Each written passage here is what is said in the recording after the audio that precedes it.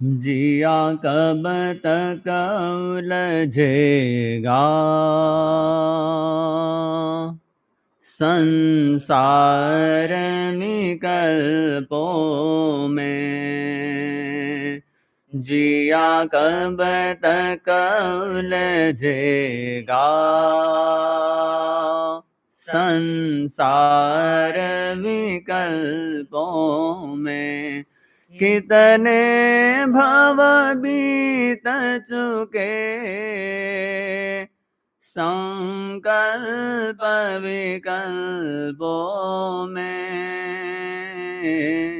जिया कब तक उलझेगा संसार विकल्पों में। जिया कब तक उलझेगा संसार विकल्पों में। उड़ उड़ कर यह चेतन गति गति में जाता है। उड़ उड़ कर यह चेतन गति गति में जाता है। रागों में लिप्त सदा क्षण क्षण दुख पाता है। रागों में लिप्त सदा क्षण क्षण दुख पाता है। यह जीवन बीत रहा झूठे संकल्पों में। जिया कब तक उलझेगा संसार विकल्पों में। जिया कब तक उलझेगा संसार विकल्पों में। तू कौन कहाँ का है और क्या है नाम तेरा।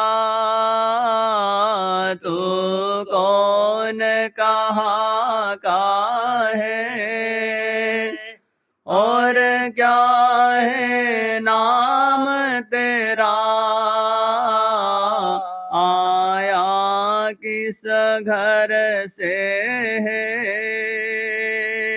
जाना किस गाँव जरा।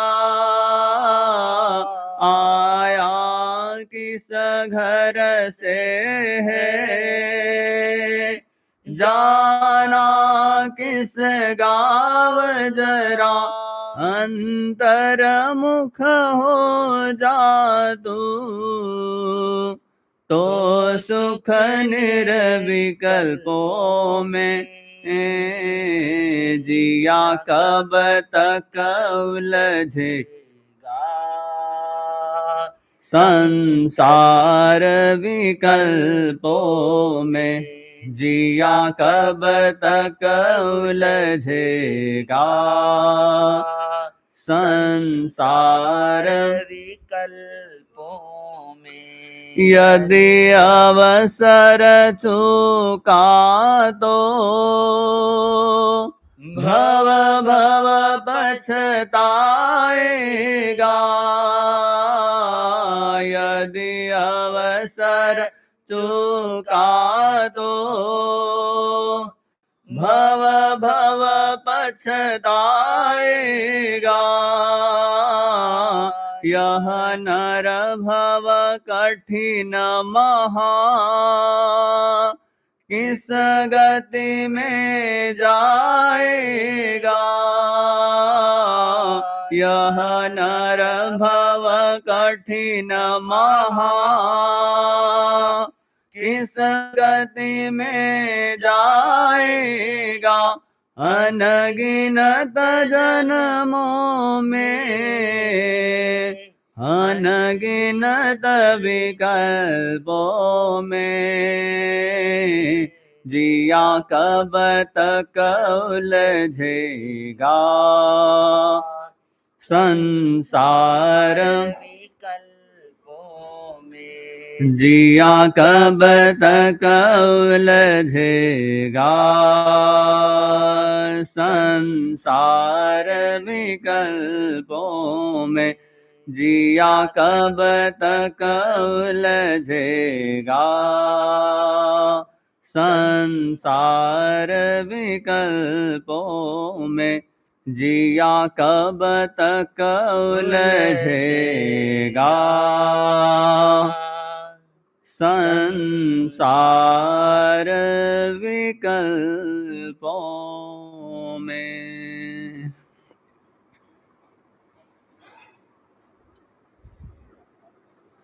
अरिहंत परमात्मा श्री सिमंदर स्वामी भगवान के चरणों में हृदय की अनंत असीम आस्थाओं के साथ वंदन नमन। परम पूज्य परम आराध्य आचार्य भगवंत के चरणों में हृदय के अनंत असीम आस्थाओं के साथ वंदन नमन। श्रमण संघीय मंत्री प्रवर पूज्य गुरुदेव श्री शिरीष मुनि जी महाराज साहब एवं युवा मनीषी श्री शुभम मुनि जी महाराज साहब के चरणों में वंदन नमन। धर्म प्रेमी बंधु, पिछले कुछ दिनों से हम आवश्यक सूत्र के जो 6 अंग है, 6 मूल जो बताए गए हैं, उन पर चर्चा कर रहे हैं। अब तक हमने 4 पर बात कर ली है और आज है 5वां, जो कि बहुत ही महत्वपूर्ण है। पहला था सामायिक, दूसरा 2400, तीसरी वंदना, चौथा प्रतिगमन और आज है 5वां कायोत्सर्ग। कायोत्सर्ग को 12 तपों में 12वां तप भी बताया है। आभ्यंतर तप है और काया का अर्थ है, काया और उत्सर्ग 2 शब्दों से बना है। काया का अर्थ है जो शरीर और उत्सर्ग का अर्थ है छोड़ना। इसका मतलब ये नहीं कि काया को बिल्कुल खत्म कर देना। इसका अर्थ है जो हमारे भीतर में जो काया के प्रति जो ममत्व है उसको छोड़ना। जैसे कई बार हम ध्यान के अंदर में भी जब बैठते हैं तब कायोत्सर्ग के अलग अलग भिन्न भिन्न रूप से कायोत्सर्ग के प्रयोग करते हैं। भगवान महावीर जो उन्होंने 12.5 साल जो साधना की, इस प्रकार के भिन्न भिन्न प्रयोग वो करते रहे हैं, कभी खड़े रह के, कभी बैठ के। उस समय में जिस समय कायोत्सर्ग किया जाता है उस समय शरीर का ममत्व नहीं रहता, शरीर भिन्न और आत्मा भिन्न हो जाती है। जब भगवान महावीर जब ध्यान में बैठते थे तो उनके किस प्रकार के साधना उन्होंने की, वो सारा वर्णन हम कई बार आचार्य भगवान के मुखारविंद से सुन चुके हैं। कैसे एक एक रात्रि में संगम देव के द्वारा 20-20 उपसर्ग का देना, अनार्य देश में जाना, वहाँ पर जिनको धर्म का कुछ भी नहीं पता, ऐसे लोगों के मध्य जाना। वहाँ जब कभी ध्यान में वो खड़े रहते तो बच्चे जो थे उनके आँखों में धूल डाल देते थे, आँखें ऐसे डरावनी हो जाती थी। और यहाँ तक कि आता है कि भगवान के जब खड़े रहते थे तो उनके पैरों के बीच में जैसे खीर भी पकाई गई। तो जो ये कायोत्सर्ग के जो प्रयोग है, हमारे भव भव के जो कर्म है उनको निर्जरित करने का एक अवसर होता है जब हम कायोत्सर्ग में बैठते हैं।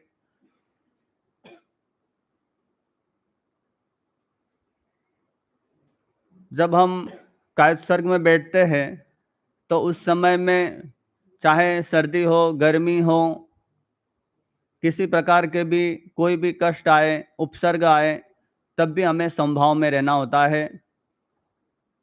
जैसे कि भगवान महावीर को देखते हैं, किस प्रकार उन्होंने साधना की और जब वो साधना करते थे तो इस प्रकार के जो कायस्वर के प्रयोग करते थे और प्रयोग करके कितने ही कर्म उन्होंने निर्जरित किए। और जब हम ध्यान में बैठते हैं तो इसी प्रकार के कायस्वर के जब प्रयोग होते हैं तो हमें भी एक अवसर मिलता है कि हमारे जो भव भव के जो कर्म है उनको हम निर्जरित करें। जो भगवान ऋषभदेव के पुत्र थे बाहुबली, उनका वर्णन आता है किस प्रकार से भरत और बाहुबली के बीच में युद्ध होता है। बाहुबली को वैराग्य हो जाता है, पर मन में एक अहम भाव होता है कि जो उससे पूर्व में जो 98 पुत्र दीक्षित हो चुके हैं, वो उनको कैसे नमन करे। और इन भावनाओं के साथ वो ये सोचते हैं कि जब तक केवल ज्ञान ना हो तब तक मैं कायस्थ सर्ग में खड़ा रहूँगा।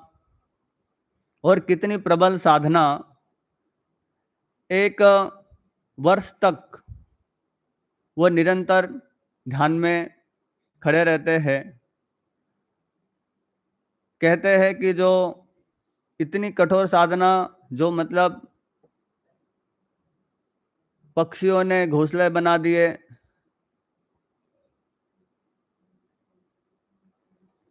इस प्रकार की जो साधना है, उनको कितने ही कर्म निर्धारित करवा देती है। पर बस एक भीतर में एक अहम का जो भाव था, जैसे ही ब्राह्मी और सुंदरी ने उनको प्रतिबोधित किया, तुरंत उनको ध्यान में आया कि मैं अहम के जिस हाथी पे खड़ा हूँ, वहाँ से मुझे अब तक केवल ज्ञान की प्राप्ति नहीं हो रही है। जैसे ही भीतर में झुकने का भाव आता है, तुरंत उनको केवल ज्ञान हो जाता है। ऐसे बहुत सारे उदाहरण हमारे आगमों में और कई सारे ऐसे महापुरुष हुए हैं जिनका हम वर्णन सुनते हैं।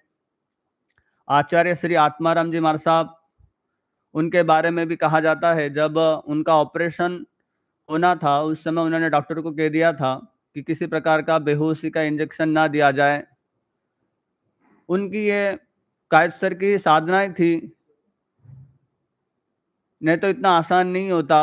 थोड़ा सा भी कुछ दर्द होता है, जब हम ध्यान में बैठते हैं तो उस समय में भी थोड़ा सा मच्छर काटता है, मक्खियाँ भिनभिनाती है, तो उस समय में हमें लगता है कि हम कहीं न कहीं एक कपड़ा ढक लेते हैं या फिर सुख सुविधा के ऐसे जगह पे बैठते हैं जहाँ पर हमें किसी जीव जंतु का कोई भी कष्ट ना हो। जब हम साधना करें तो उस समय में प्रभु महावीर को याद करें। जब हम उनकी साधना को याद करते हैं तो हमारे भीतर में उसी प्रकार की साधना करने का एक भाव उत्पन्न होता है। क्योंकि जब तक हम ऐसे विधियाँ, ऐसी साधना नहीं करेंगे, तब तक हमें भी उस प्रकार का ज्ञान नहीं हो सकता।